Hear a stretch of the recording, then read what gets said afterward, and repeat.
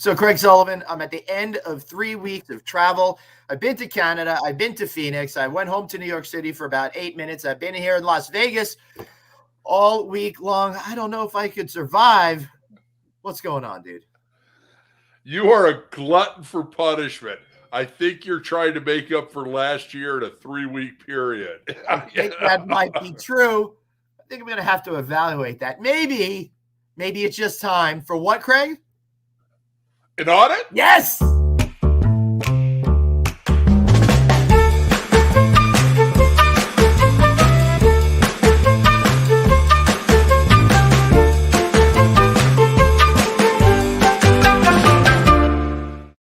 Hey, everybody. Glenn Haussman here with the one and only the Baron of Balboa, whose shirt I can't read. What does it say there? Grumpy Glenn. L.A. Grumpy Glenn. New York Grumpy Glenn, New York to L.A. Grumpy Glenn, and Grumpy Glenn. That's really freaking funny, dude. Hey, everybody. This is, of course, Near Dead G, and I'm with the Baron of Balboa Island, and you've tuned in to Friday Night Audit. That's right. The least entertaining show on the internet, brought to you here each and every week. Craig, I'm at the MGM Grand here in Las Vegas, and it has been quite a great week. But we'll talk a little bit more about that. I feel like we should bring in our guests to get this going. Unless there's anything you want to chatter about. No, I think we should. He's a serial entrepreneur. Yep. He sells furniture. He's a podcaster and so much more. Mr. Dan Ryan. Let's bring him in right now. Yay! Hey, Dan. Plugged in, so yay! I am so honored to be here. And after seeing you guys in Scottsdale, I think you were at this place, and they gave you frosted mugs. That's right. And beer was 29 degrees, I believe. It was, and check out. Somebody pays attention to the show. Hey, check out that show, because we did a test where we took a thermometer and made sure it was 29 degrees. And Dan, they hit it on the head. Yes. It was an oral thermometer, right?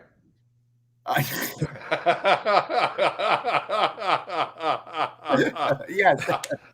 I can only hope so, right, because I'm not sure if Glenn got that beer or I did. So now you're frosting the beers?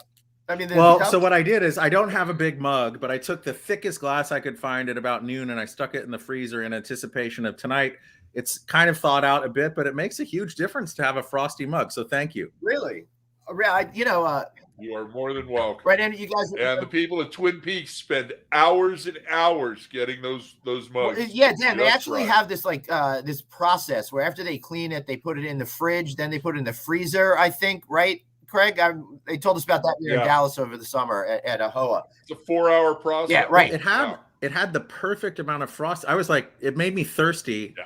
Right. And I will say, through this whole pandemic, one of the things I missed the most about just interacting with people and connecting with people was a draught beer at a bar.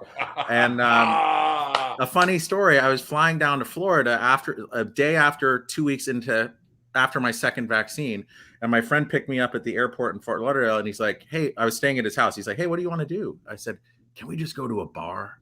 And he drove me to this bar near Fort Lauderdale Airport. We bellied up to the bar, and I just had a beer, and it was the greatest Miller Lite beer I've ever had. Actually, maybe second best beer ever, but it was amazing, and I missed that. And the frosty mug put me in a great mood for tonight. So thank you. That's great. So what was it like getting there and being out again in public with people, getting to do your thing and feeling that sense of back to the way it should be? I think what we all miss intensely is just that connection. So right. I feel like we've been all so deprived of it. So I know that we do it with our own pods, but this was back in March, I think, March or early April. And it was just, I don't know, I felt like showered in love, if you will. It was just, It was a simple beer, but I think that's what we're all missing so much for. And Glenn, hearing what you do and all the content that you've put out there through there, you've inspired me to create this podcast called Defining Hospitality, where we talk about all of that, because it's not just about hotels. It's about how you make others feel. And we've been missing the ability to make others feel good because we haven't been able to connect. And now I'm so happy that we're all connecting again. Yeah. And, it's really cool because I'm here at the Best Western Annual Convention right now. And let me tell you, it is so freaking great to see all these people together again. You know, we got we got competition for me, Near Dead G. We got Falling Asleep. Oh, there he is. I am tired. Falling Asleep Friday Dave. I am tired. Let me tell you. And you know, of course, my days. And I'm actually off today, but it's impossible to actually be off because you know this thing right here, right? Which is why I'm a few minutes late to the show because I had to pick him up from school. So let me get him set up. Let me get him set up here, and I'll be back in a second. We'll see you in a bit, Dave. I'm taking you out. Bye, David. All right. We'll see Falling Asleep Friday, Dave, any second. But yeah, Dan, you know, it was really cool being over here at the MGM Grand, but it's strange because when we were in Phoenix last week, Craig, there was no mask. Well, I went from going to Canada where it's like vaccine passports, mask, you know, there's a guy testing you. It's been 15 minutes. You need another COVID test kind of a scenario to go into Phoenix, which was what's this now? What's COVID? We don't have that in this state. Going back to New York, where I went to go see Hamilton in the city, and I'm back to masks and vaccine cards and all of that kind of stuff. And now I'm here in Las Vegas, and while it's masks indoors, everybody, like after a while, the longer they're here and the more they've had to drink, the more like, well, I'm holding a drink. You know, so they don't actually have masks. They have everyone has now chin bibs that they walk around with, which is great. So this is the Vegas look. It does a lot. Right, just doing that, but walking around with your cocktail, you know. Yeah. Well, I had a similar. I was at an award show for our industry a couple of weeks ago, and I was speaking closely to someone, and I remember commenting on the tequila they were drinking. We didn't have masks; we had to show vaccine to get inside, and I was commenting, "Oh, that smells like a great tequila." We joked about it. It's añejo, and turns out he had tested positive for COVID, and I found out 2 weeks later I was all fine, but it just was all this startle, like fear. And like, if I could smell that tequila, I know I'm taking deep breaths of COVID in. But now, where were you when that was happening, Dan? In New York City. Wow. Yeah. Now, is that why you and your wife escaped to Connecticut? It had a lot to do with it. We really escaped to Connecticut because we lived in an apartment in Manhattan. We have 3 kids and a dog. And I just didn't want to be confined in our apartment. And really the straw that broke the proverbial camel's back for me was I started seeing them take down all the basketball hoops in the parks around us. And I was like, that's crazy. And because they just didn't want people congregating, right? Yeah. Wow, totally. Interesting. Right. I can see why that would like change everything for you and be like, I got to get out of here, you know? 100%. I just didn't.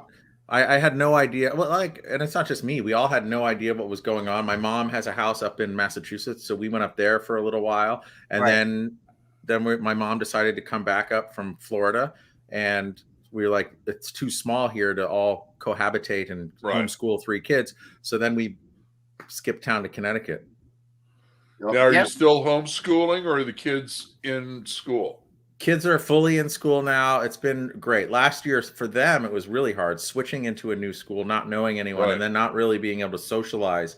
And then the whole remote thing, it was really, it's been, you know, it's been hard on all of us. That's why I think despite the chin guards, despite all of the uneasiness that's happening, I think we're all craving to be together again. And I really think that this is just such an incredible time for our industry, for anyone wanting to get into our industry. The ability to start working, get promotion, and kind of make your way up the ladder in our industry has never been like this before. And I'm really excited to see what happens.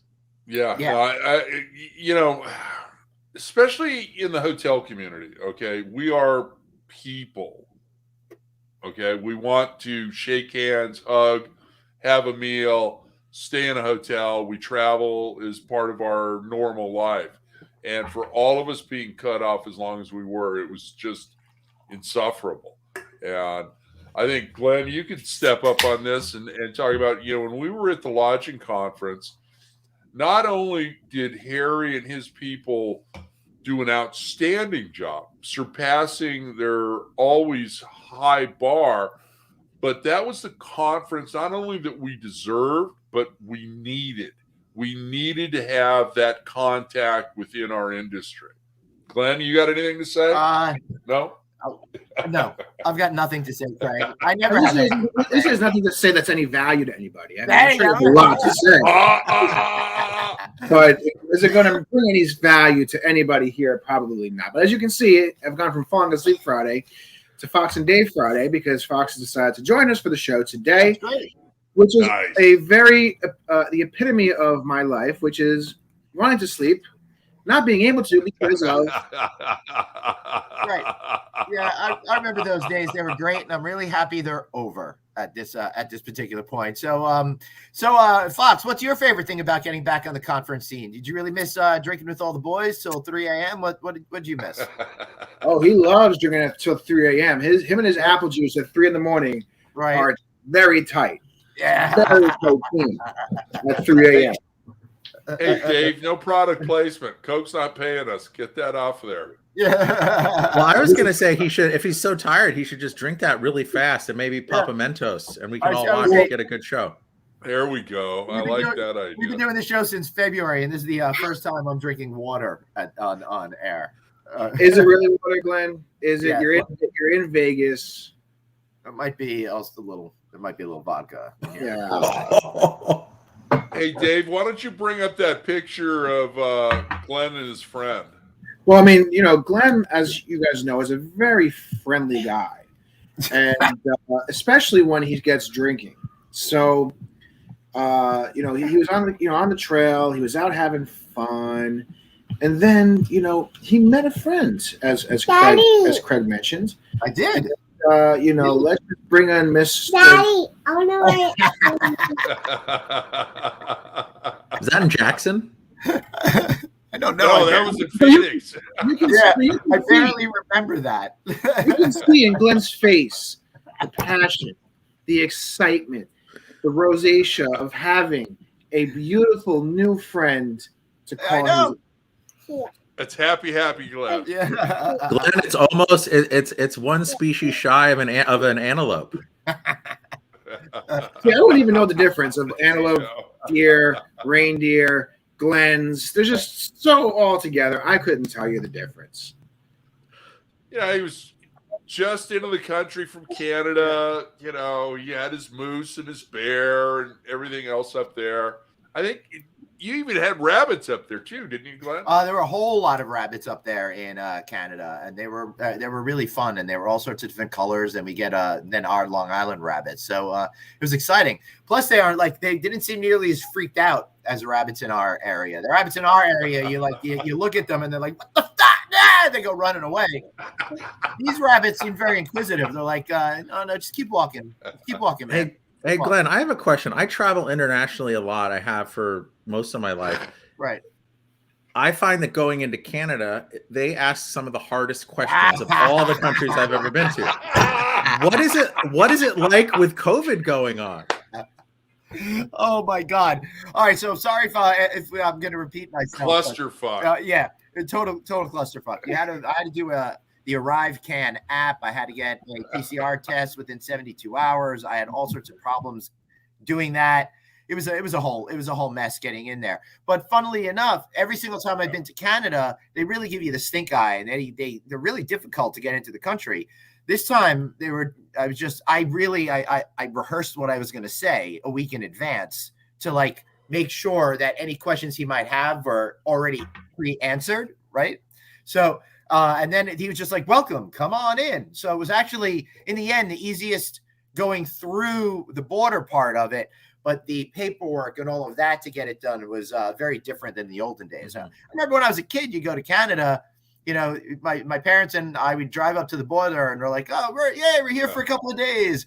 You don't even know to show ID. See you later. Have a good time." And now it's very. Did you do any, currency exchange while you were up there? Did you get a loonie? I think there's just something really funny about you carrying a loonie in your pocket. I don't know. Maybe. Well, you're carrying a loonie every week on this show, so what's so different? Well, let me tell you, Craig. I did go to the cash machine instead of going to. I forgot to go to the bank. Well, the bank will give you the best exchange rate, but you got to in my bank. You got to give them a couple of days warning to get in the bills, right? They don't just have it there. So I'm not that organized. I was too busy getting 8,000 COVID tests in order to be able to get into the country. So I just went to an ATM. God. I just went to an ATM when I was there, and I got my money, and it is really pretty money up there. It's very colorful and festive and all of that. And then once I cashed in some bills, man, I got the loony, I got the toonie. It was very exciting. I didn't know what to do with all of this change, Are we going to talk about Kanzuk today, Glenn? Are we going to talk about what? Kanzuk? Kanzuk? Yeah.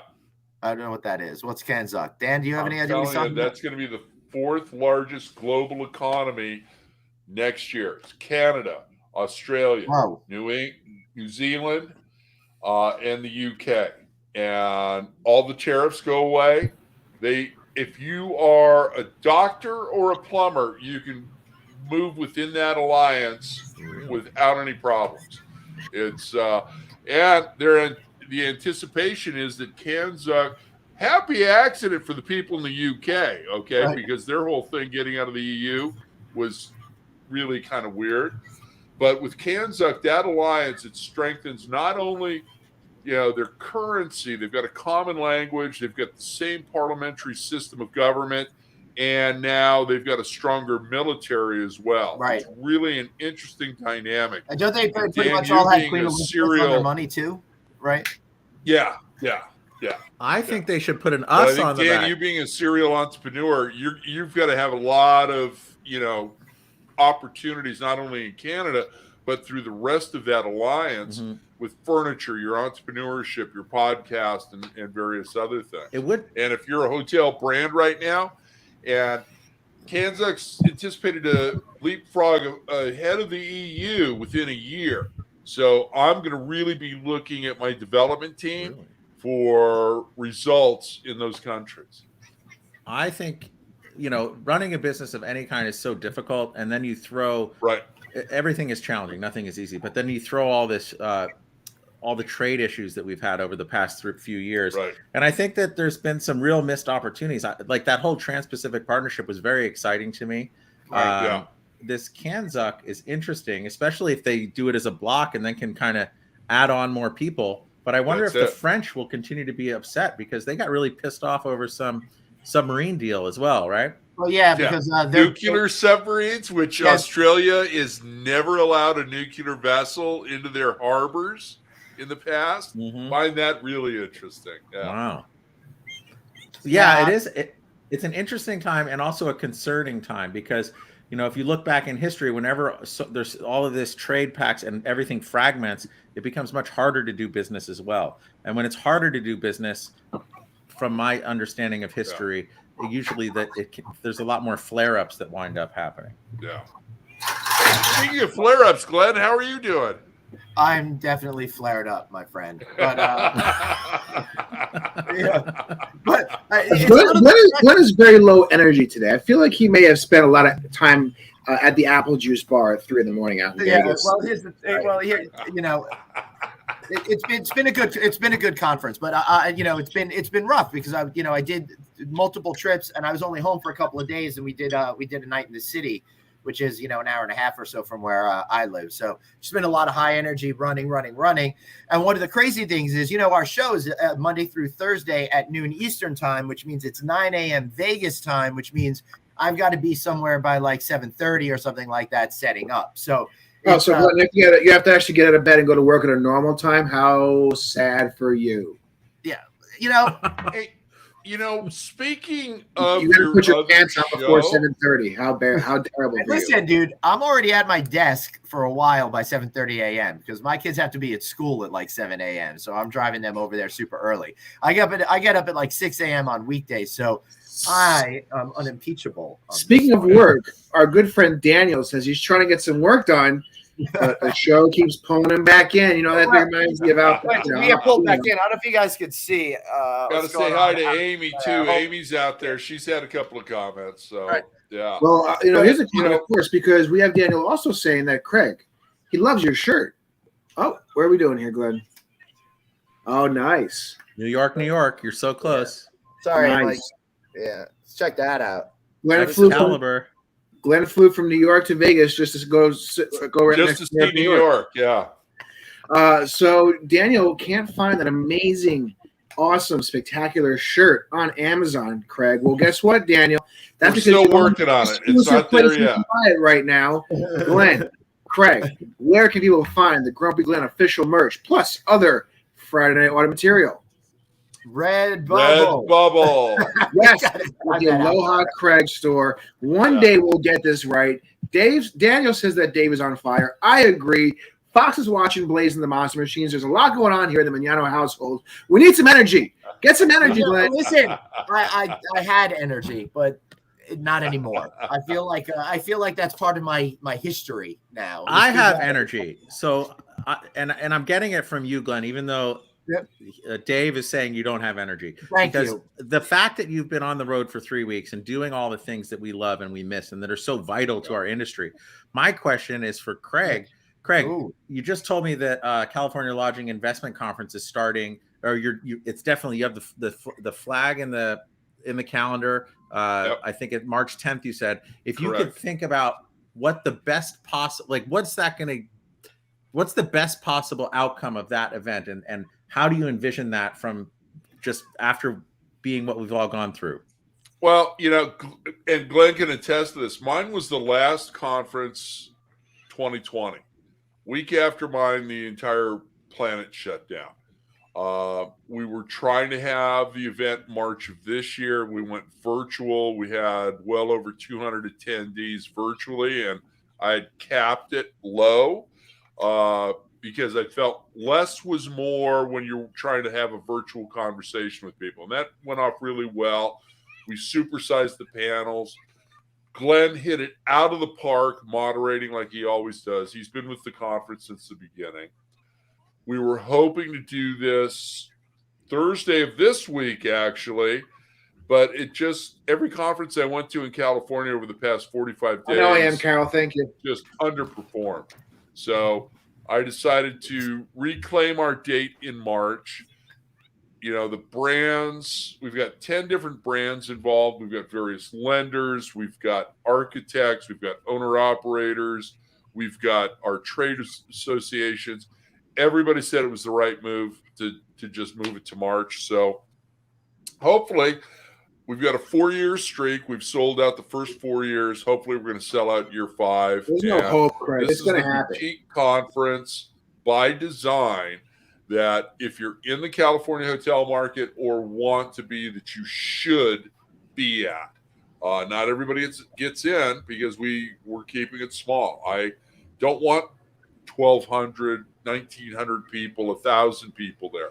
We had nearly 500 in 2020, and we're going to keep it at that range. So this is really, you with all of your entrepreneurial expertise in selling furniture. I've got 10 brands there. You get to see 10 of your brands in one location. Yeah, that's a value to you. Totally. You get to see all of our trade organizations in one location and in a finite amount of people. So that's also important to you. And then you get to see management companies from Aimbridge to 24/7 hotels and Pacifica hotels and various others that are based here in California that are market leaders. And you get the opportunity to talk to, the powers to be there. So, I'm expecting a great conference. And Glenn and I are bringing David out. Yeah, we are. And what about we're Fox? doing Friday Night Live as part of my post-conference after party. You got to bring Fox too and take him to the new the Star Wars Disneyland experience. Well, we're taking him to Disneyland, but we're leaving David at the hotel. We're going according to Fox, we're going to the store. So he's already preparing to buy stuff, spend a bunch of money. Nice. Basically take me out of any type of investing opportunity because I'll be buying Star Wars material at Disney. I'll be the guy at the California Lodging Investment Conference with no money. Please come talk to me. Right. But Craig, the other thing, talking about that Kanza partnership or trade pact. If you threw the C for California on it and made it CANZAC, that would be probably one of the biggest trade packs ever. California is just amazing, and it's so incredible that you have a lodging conference that's so global focused. Economy. Yeah. Yeah. But I think we would have to secede from the union, and as much as I'm okay with that, I don't think most of the state is. So. Yeah. That's too funny. Hey, Glenn, you thought it was tough getting into Canada? Right. Can you imagine if California was a separate country? Yeah. Who would have if California was its own separate country? Who would have higher taxes, Canada or California? California. Probably California. Agreed. That sucks. So let me Did you change bring back Kit Kats, Glenn? What? Speaking of Canada, did you bring back my Kit Kats? Oh no, I totally forgot about them. No respect. You see, I do all this effort, and Are I they try different so in Canada? and I try so hard, and I can't even get a Kit Kat from a friend. I will. I don't know. It's actually, Dan, yes, they are different. They're made by two different companies in the Canada and the U.S. And the Canadian version is Kit Kats here are very good, and I love Kit Kats in the U.S. Right. The Canadian version is better. So when Glenn was up there, I made one simple request. I don't want a hat. I don't want a shirt. I don't want any maple syrup. Just bring me a Kit Kat bar. Couldn't even get that. Glenn. It might have melted in Vegas, though, Dave. So he might have done you a favor. Yeah, good point, Dan. Love that. So I guess so nobody has my back here in this argument. Got it. Thanks, guys. Appreciate the support. That's too bad, Dave. Maybe what are you going to do Dave, about that? Good. Well, Dave, finally, Glenn and I will look at Amazon and see if we can import those for you. yeah, that's right. More. Yes, Amy. Yes. She was expecting the Kit Kats from the Near Dead G at the lodging conference, and he didn't bring you those either. So Listen. I had bought them in Edmonton, and then I got cornered by a bear, and the only way I could get free was to give him some Kit Kat. So, and I've got a actually painting saved my coming life. for baby. So yeah, I'm really sorry happy. about that. I know. at least you brought Amy to Twin Peaks. I didn't even get that. You were invited. Hey, False. our number one fan was in town. Absolutely, she was going to be there. And we had Durain Lalani. We had our friends from Gallagher Insurance. That's what really happened, Carol. I don't know to make the bear excuse, but we all know what actually happened. Glenn ate them. It's fine. We all know it. I mean, what are we going to do? Oh, So- Amy throwing shots at you, Mr. Haussman. I know. Well, what are you going to do? Wow. Listen, so I wanna share an experience that I got to have this week that I think was really super cool for a hotel geek like me. So Dan, in Las Vegas, obviously, there are all of these great rooms that we stay in, but there are so many rooms that we will never get to see, right? The rooms that you really have to be a big gambler in order to even get access to. So over here at MGM Grand, and I haven't stayed at MGM Grand in so many years, so it's great to be back. And I'm going to be here 11 days total at this hotel this month, but that's another story. So they have all these different concepts here. They have the regular tower, the West Wing. They've got the signature, which are the condos. Then they have Skylofts, and they have the mansion. So I got the great opportunity to go check out the Skylofts. And what's really cool about them, it's really modern design, and they're lofts. They're 2-floor lofts. So the whole floor is like a great suite, and then you go upstairs to these awesome bedrooms. Some of the rooms have like a shower you could overlook the strip. But I got to eat lunch. No one's trying to see that, Glenn. Yeah. I said no one on the strip is trying to see you in the shower. That's not the Vegas experience I'm paying for. So fortunately you can't see that far, but so there's this one suite that I got to have lunch in, and they had a whole outdoor patio area with a hot tub overlooking the suite, overlooking the strip. How cool is that? You imagine? Wow. The last time I stayed in a 2-floor suite in Las Vegas was 1995, and I think I had 15 or 16 friends. We drove in from LA, and we saw the Dead play, and Dave Matthews opened for them. But we were just all packed into this 2-story thing, and we all threw in so much money at Bally's, and it was super cheap, and we had so much fun. In That's 1995, you're 1995 I deadhead. was in. Dan, are you a deadhead? I love the Grateful Dead. Yeah, Nice. Huggy. yeah. Me Well, too. Glenn, I have a question for you. Because I've been when I went the one and only time I went to Vegas, I stayed at the MGM Grand. Right. The thing that was crazy to me, I don't know if anybody out there who has not been to the MGM Grand. For the most part, the elevators are kind of in this central bank, and then they For the go main down tower, the yes. alley. Yeah. So, how many minutes is the walk from your room to the elevator?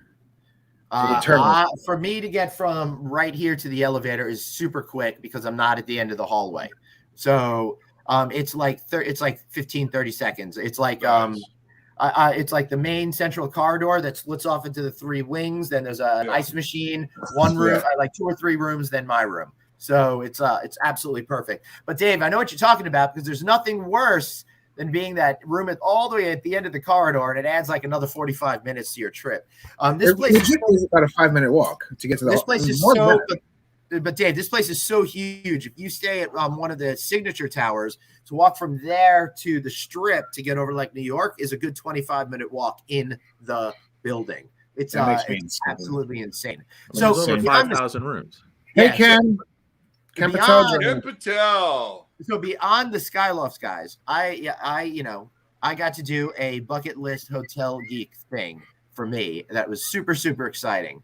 So I mentioned the mansion, and that's like their super secret thing that's here, right? Nobody knows that this really exists. It's 30 villas for really high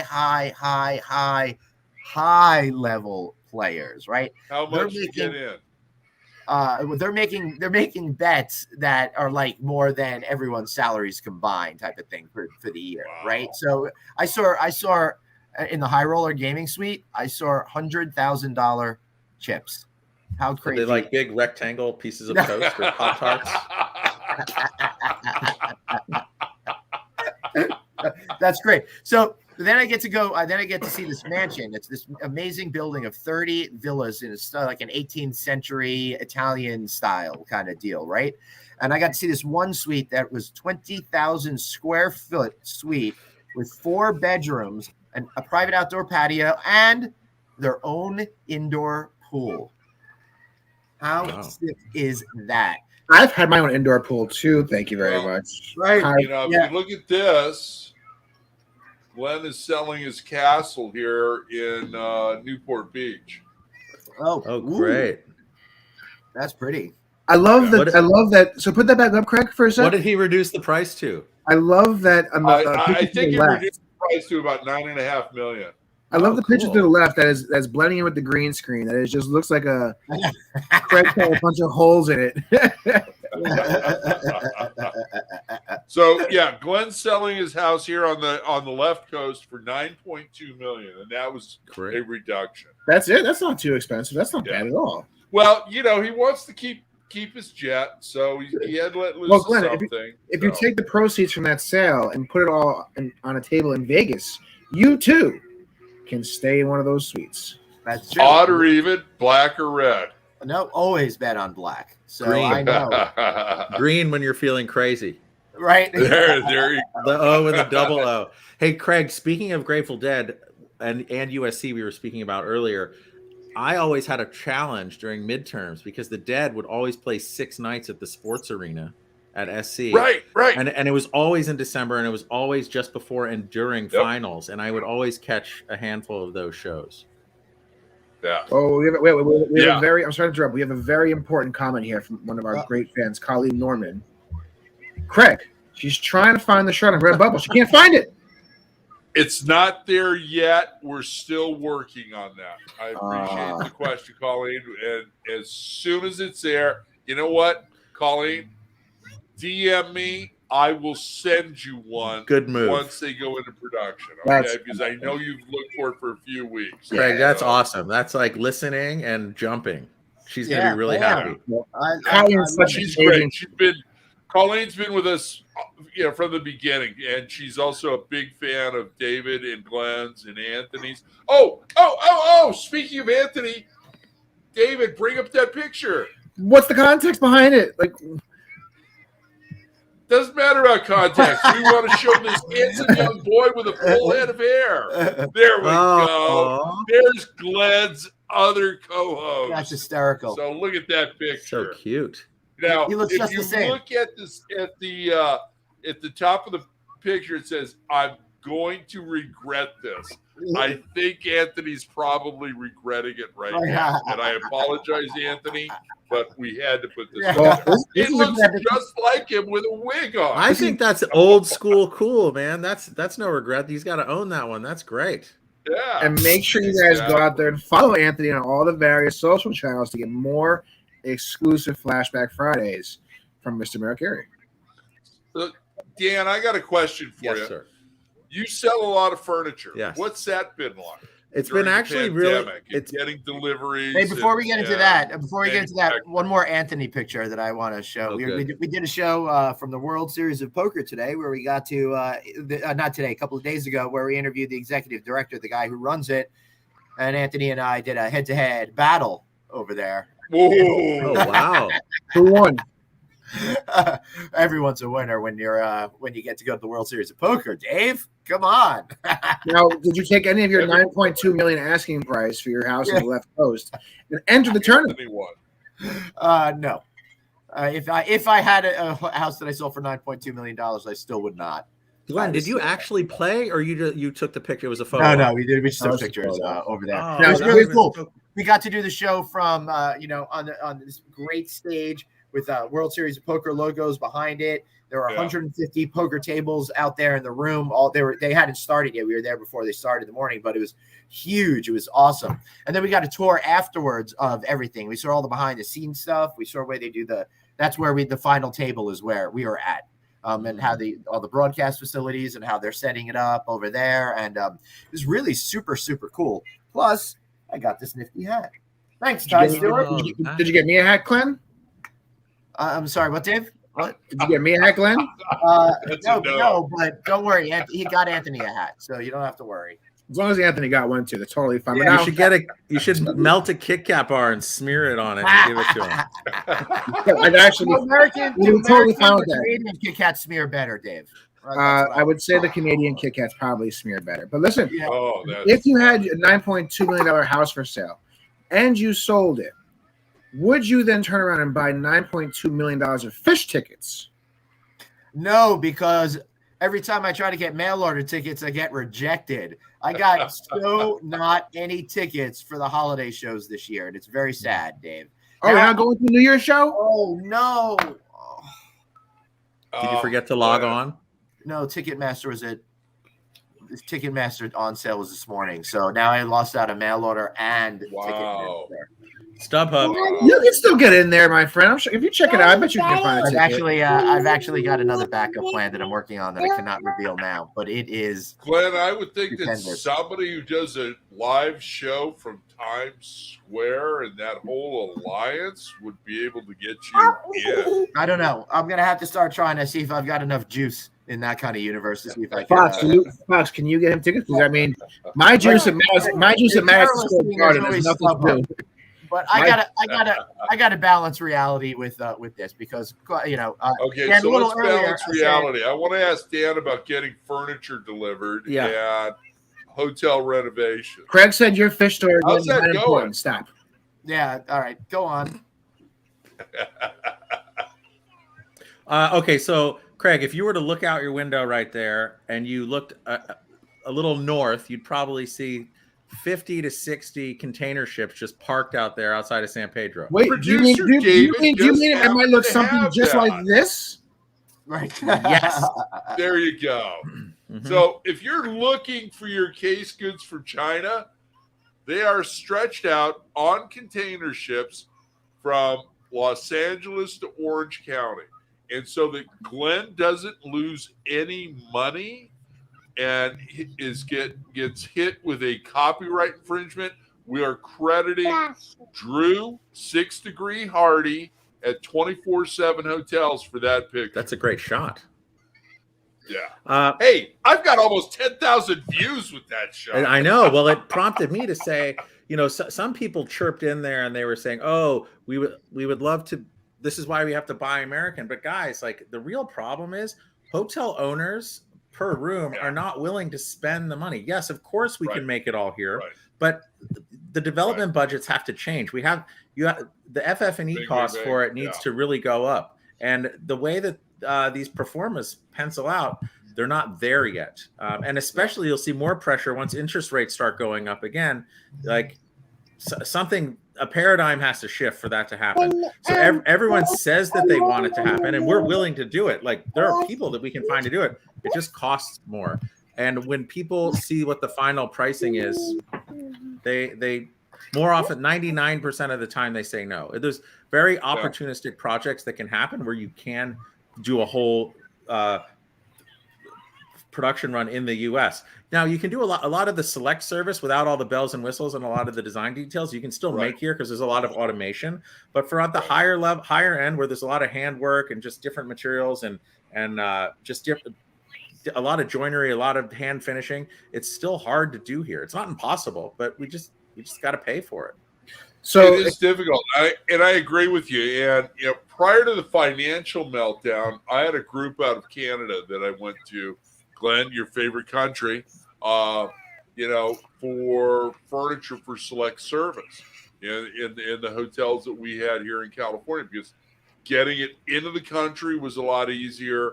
The trade between the U.S. dollar and the Canadian currency was favorable, and it was just a great production line. But yeah, I mean, I saw that picture that Drew sent over. And I went, oh, my God, you've got to be kidding me. And that's why when I posted it, I said, anybody in the hotel family missing case goods? Well, and shoes and, you name it. It's everything. And we've and it's not like we haven't been here before. We've been here before. When the longshoremen went on strike, a handful of years ago, that happened again. And it's like Groundhog Day over and over. Yeah. And even with that, and people say, we're going to change our supply chain. It never happens because owners aren't willing to pay more money. So for someone who is not California-ly inclined to know what's what, explain to people like myself where this stretch is actually from, given on this map. It's from China, but if you're looking... Well, I know that, but I'm saying if you're looking at the map here, how far down do these boats go? Beach. So you go from Long Beach right there. Terminal Island is where they all park. And then they're stretched down and probably past Newport Beach right now. There's probably some parked out in the Santa Monica Bay as well, Alpha Palos Verdes. But most of it when the harbors all three, you get San Pedro, Los Angeles, and Long Beach get backed up, the tendency is to have all the ships coming south. Yeah. And it's just easier for them to move north than it is for them to move south. So the ships all come down into Orange County and they're lined up. And Dan's absolutely right. When the longshoremen went on strike a handful of years ago, it was backed up like you couldn't believe. Yeah. Now, those three ports here in California are the deepest water ports. Hawaii gets the Toyotas and everything there first before they come to California. So those clear there.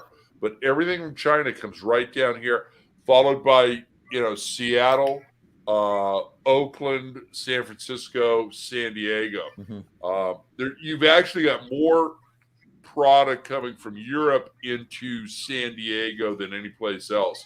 From Europe? Wait. From Europe? Yeah, they come through the Panama Canal, and the two points of entry for Porsche are New York, New Jersey, and San Diego. And that's the way a lot of that stuff comes in through Europe, is through the Panama Canal. But everything from China is Western Seaboard. Yeah. It's amazing what happins. Yeah, and here, Glenn, do that again. Bring us in and out like that. You mean what Dave's doing That there? was quite a. So what happens with that is Glenn forgets that he's not the producer, and what typically ends up happening is that he'll see a comment. Look at him shaming his head. Look at him bowing his head in shame. In shame, he knows. So because what's going to happen is typically I'll sit there and I'll be posting comments, and Glenn will see a comment come up, and he's like, "Oh, I got to post it right away," even if the timing isn't perfect. And he'll post it, or he'll click on it at the same exact time that I'm clicking on it. So then it turns itself back off. So then I click on it again to turn it back on. The same thing he's doing, so it turns it back on and off again. And then we do it again, and then Glenn goes, "Sorry, Dave, go ahead," and then ruins the entire thing. I think that's great minds think alike, Dan. I could be wrong, but Hey, one other thing, Craig, on the making things domestically. As you know, and I'm sure you're hearing in the hotel world, it's really hard to find housekeepers, and it's in all industries, truck drivers, housekeepers, kind of like these lower skilled jobs that are super vitally important. Even if we were to start making things here, it's like, where do we get these apprentices and get these younger kids to keep the pipeline going of new workers, new carpenters that want to work in a factory? I feel like no one these days really wants to work in a factory anymore in the United States. And it could be a pay gap thing. It could be a self-worth kind of thing, but it's a big I think you're right on, Dan. I think not only is it crafts people, furniture and all of that, it goes well beyond that. Our industry has done a horrible job of recruiting. Mm-hmm. Okay. If I ever meet a certain director, because I'm not going to mention his name, he did a film called Wall Street, I'm going to bitch slap him, because everybody goes to Wall Street. They think that's the way to go. Okay. It's not. Glenn and I, David, we all have friends, and I'm going to use two examples. You've got Tom Gachet at Davidson Hotels, and you've got Chris Green at Chesapeake that were hourly employees, and they're two of the finest owner-operators in the industry, because they've still got that embedded in them on what it was like to start at the bottom and work your way up. You can build a career in this industry. That's why I love it. And then I love the people. But here's another challenge. You talk to a lot of these guys coming out, guys and girls, men and women coming out of these hospitality schools. They want to go straight into management or development or something. That's because they paid for that college education, and that's the expectation that was created. Exactly. But ding. I think right now, going into like on the room side as a rooms manager or housekeeper, even if you just come in as hourly housekeeper, you could be, if you're good and you're working, you can be managing teams, and you can have a really steep path into management and to the office suite now more than ever. It's pretty awesome. And I think we need to start beating that drum more and giving more examples, not just of Chris and Tom, which are great examples, but there's got to be scores and scores more people, hundreds of more people. Yes, here's another one. I'm here attending the Best Western's annual conference, and their CEO, David Kong, is retiring after being with the company for 20 years and 12 years in the CEO position. Really helped transform the company. Boy, did he. The conference was originally supposed to be in Honolulu at the Hilton Hawaiian Village. They had to change it because of travel regulations and stuff like that. And it was supposed to be the Hilton Hawaiian Village, where David Kong had his first job as a busboy. Right? Yeah. So, and he's amazing. He's a legend. Yes. Yeah. Yep. Yeah, well, that's right. And Glenn and I, have had conversation after conversation about Hawaii. I've had a house there for nearly 30 years. I love it there. It's my favorite state in the union. But what happens if this variant goes crazy?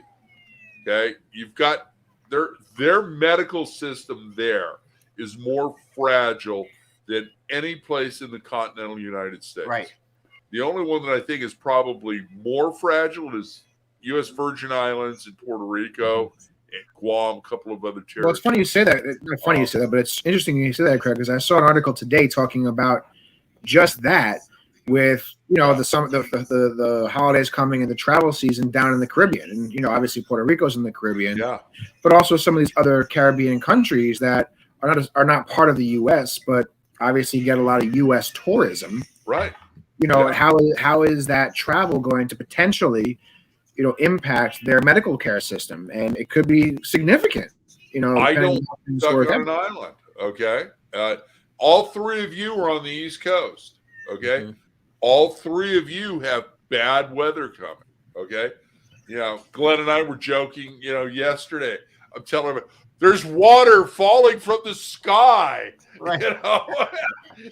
We don't get a lot of rain here. Well, wait till you come out here one day, Craig, and you see ice falling from the sky. That's pretty trippy. Well, that won't happen. Spring, summer. Wait, I don't know who Andrea is right there, but she said something at the end of her. There's no escaping it. So for me, I've been in this industry since I was 19, and I love it. Like I could go on to other bigger industries, but there's something about hospitality and all the people that I'm talking to. There's something about this kind of idea of serving others, putting others first, and making and impacting people in a pretty profound or simple way, but it has these profound ripple currents that come off of it. And I don't know. I think we're in the best industry in the world, and I think that now is the best time ever to get in and go. And I think we need more stories about more Chris's and more Toms and more Davids and like. Well, we gotta you don't want my story. Yes, we do. Because David, you're a very important part of this future. Dan's absolutely right. And Dan, I need to get you dialed in with Andrea because she works for a great architectural firm, and her and I have done hotel deals in the past. So great. Yeah. And you look at Glenn.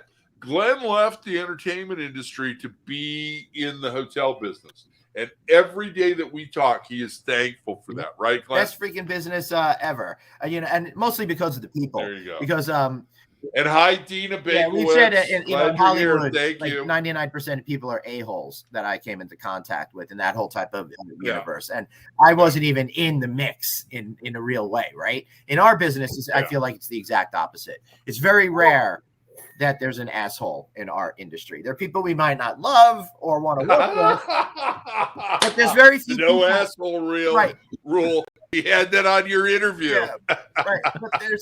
But there's very few people you just look at and go, this effer, right? You don't really do that.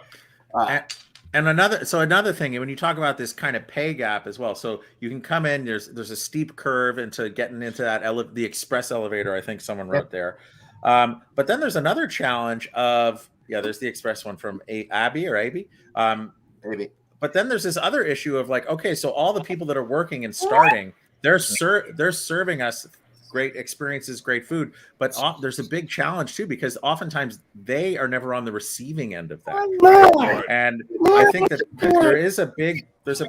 there's a pay comment that an argument that we're all going through now. Because another interesting thing is a lot of these benefits have ended, but people still aren't coming back in. And I don't know why that is. I'm very curious about learning more. I would recommend checking out. So actually on No Vacancy Live, we did 2 good shows about that, where we had Dr. Peter Ritchie, who most of you out there should know, and Jeremy Nichols, who probably most of you know as well, talking about exactly that before the benefits ended, they were saying that, that's not the solution. It's not going to change things. And, some people said they're wrong. Some people said they're right.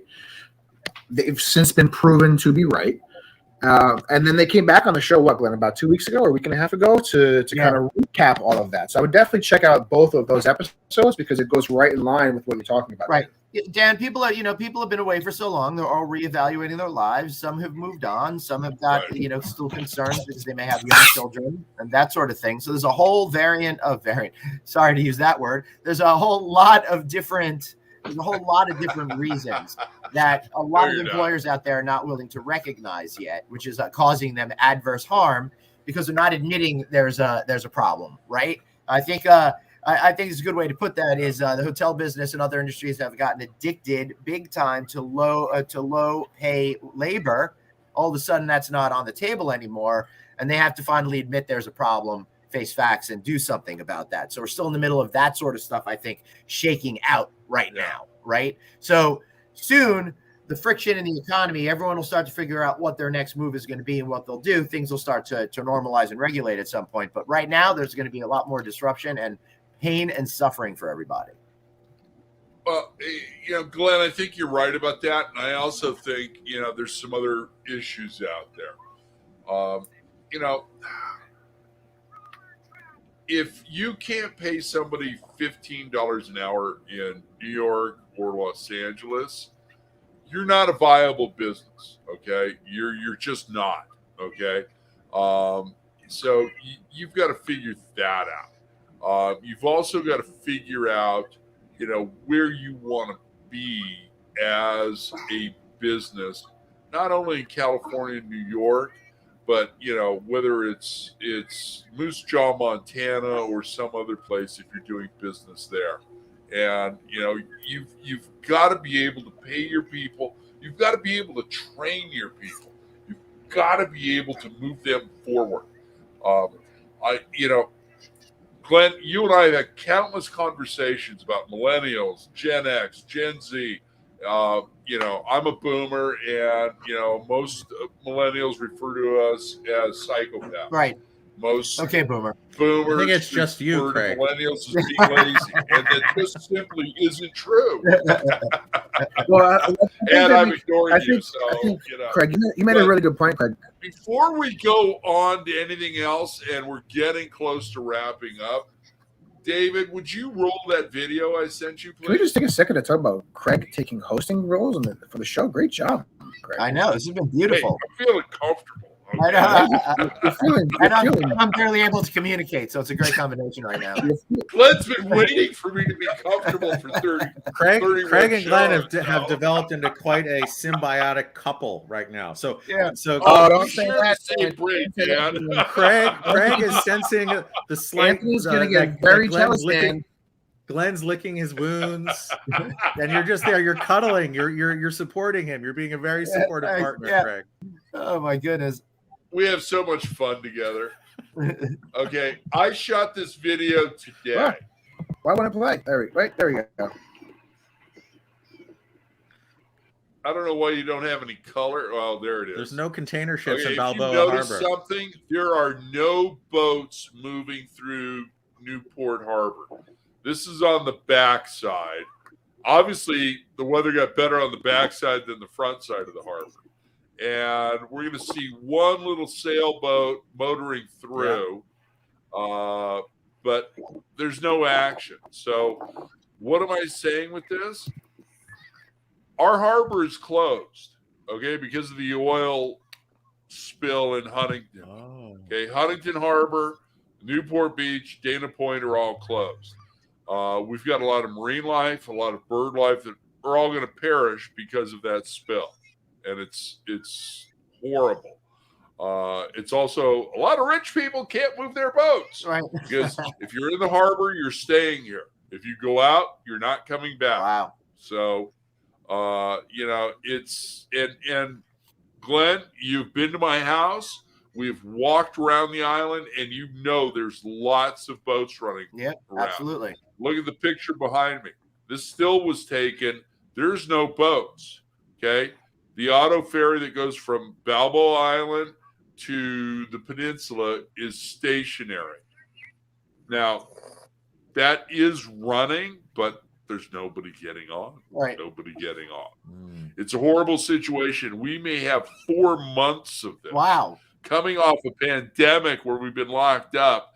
And if you look at the Newport Beach Boat Parade, it is 20 years younger than the Rose Parade. It is a very important thing down here. Frankly, I find it to be a major pain in the ass because I can't park if I'm back on the island after 3 p.m. Right. But it's very important. And, this spillage that came through is just horrendous. Well, that was a very uplifting story. Perfect. Glenn, perfect I think tone. you need to go give him a hug. I know. I think you need to return the favor. Wait. So Dan, come here, Glenn. Dan, we're gonna put you on the spot here, Mr. Ryan, because Colleen says, "How do you know of the Grateful Dead? You look 35." Actually, Dan does look younger than me. I'm only 34. But the band started in 1960. I know I look a lot older, right? It's been working. Yeah. It's the stress of working with the guy in the top corner. Don't let him talk about you that way.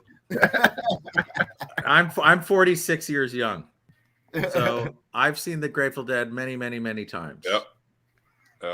My first Dead show was actually out near Glen at Nassau Coliseum, 1993, 92, 91, somewhere in there. That's pretty cool. My Yeah. first Dead show was the Hollywood Bowl, 1972. See, that wins. You win. What was I You doing win. in 1972? I wasn't even existing yet. You were a All right. spark in your daddy's eye. That's all you were. All Glenn, right. what do you know? It's only what 3 p.m. out there right now. You have a whole day ahead of you. You look Yeah. half dead, as your name says. What is the plan the rest of the night? Well, it's only 3:00 here. That's what I'm saying. So you have a long night ahead of you, Glenn. Honestly, I have nothing going on. I just stayed in town because I wanted to do the show with you guys today, and I don't want to take home a overnight flight. So I don't know. I really don't know what I'm gonna do. Go jump in a pool. No, I think it's gonna be kind of mellow. I'll go, I'll go for a little walk, get some exercise in today, and I'll walk to a noodle house or something like that, have a light meal, and then come back and go to sleep in a reasonable hour Right. tonight, and just kind of try Sounds to like rest. a great Friday night in home. Las Vegas. Let me tell you. That's how I envision spending. That's how I envision spending my Fridays in Vegas. He just Yeah. had 5 Friday nights in a row. Let me actually tell you guys a quick. I know we got to go. Let me tell you a quick funny story. But He's been in Vegas way too long. He's been there too long. I want Get Dan out. back on the show again. He's funny. Can I tell you guys about my first and only time in Las Vegas? So we went out there for a bachelor party for a friend. So one of our close friends. There's 4 of us college buddies, and we booked a Vegas trip. Well, I should say my friend, who was known not to be the most attentive of details type of person, books everybody's flight, books the hotel room, all the good stuff, right? Everyone's super, super excited. He sends out the plane tickets. Everyone's like, yeah, we're going to Vegas. Me being the responsible person, I wasn't even working in hotels yet, I don't think. Or maybe I just started. Looks at the tickets and goes, well, the flight back is on Sunday, but it's at 12:10 Oh God! Sunday morning.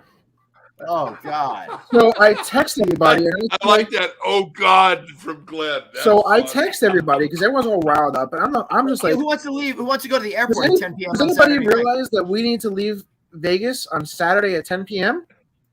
Anybody realize this? All of a sudden, and we're texting. You just see like the dots and the oh no's and all that stuff. So then we call to change the flight tickets. I think it was like $300 something a ticket to change by the time that we all realized this, which, as 23, 24-year-olds just out of college after a recession, nobody had that type of money. We were barely able to get there in the first place. So yes, we did leave Vegas, the MGM Grand, at 10 o'clock on a Saturday in Vegas, to which the driver even said to us, who leaves Vegas on Saturday at 10 o'clock at night? What are you guys doing? I know. Wow. That's a big So that was miss. my first and only time in Oh, Las my Vegas. God. And that same friend, when I went to Montreal 2 years ago, I was in Montreal with my family. I flew up a day early because I was working, so I was going to meet them there. Texting the same group of friends, says, oh, I'm in Montreal for the weekend. That same friend landed in Montreal about 30 minutes before that. Why? Because he was meeting friends there for a bachelor party, but he booked the flight for a day too early.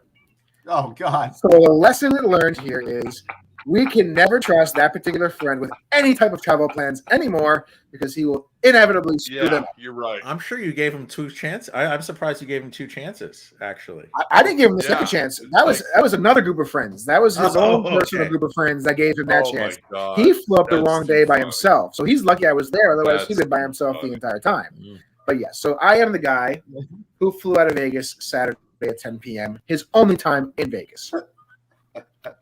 Hey, Glenn, Yes, what time is it? it's time for me to take a nap because I have to be back in Vegas for 6 more. No, nights no, of no. partying It's in Plug 2 and more- 2 Palooza weeks. time. I Come know. on. I know. Wait. I was a little bit late. Did we play the drink video at the top of the show, or did we just completely forget? Yes, Dave. Yes, we totally. Yeah, even though no one's drinking. totally. I was played it. drinking. Oh, okay, Yeah. sorry. I I had was sorry.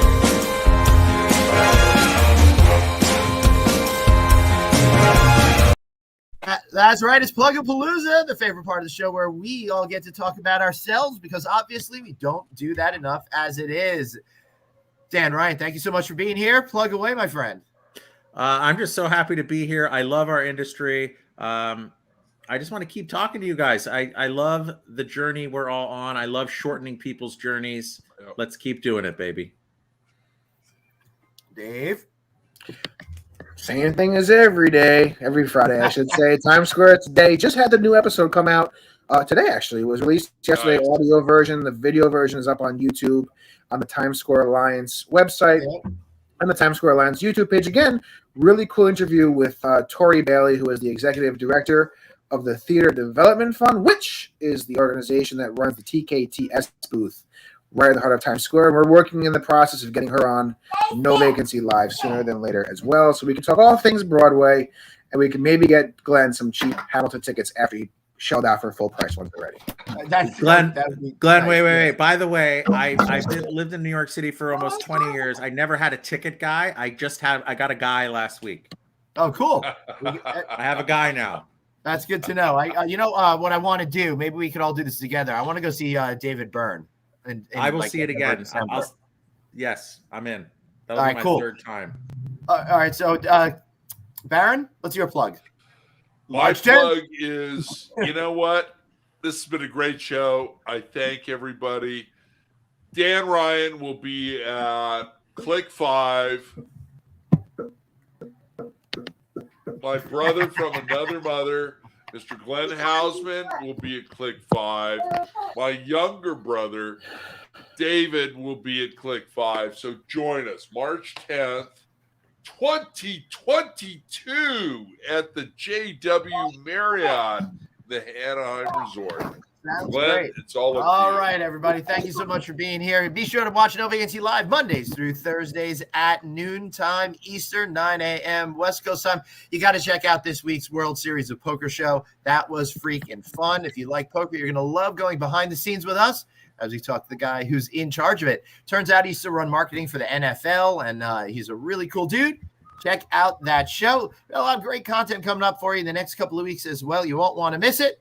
Thank you guys so much for being here. So for Dave, Dan, Craig, and myself, Glenn, thank you so I love much. how Glenn's energy picked up so much for the end of the show. Thanks. Yes, because now I don't have to talk to you guys anymore. Thank the Lord. See you next week.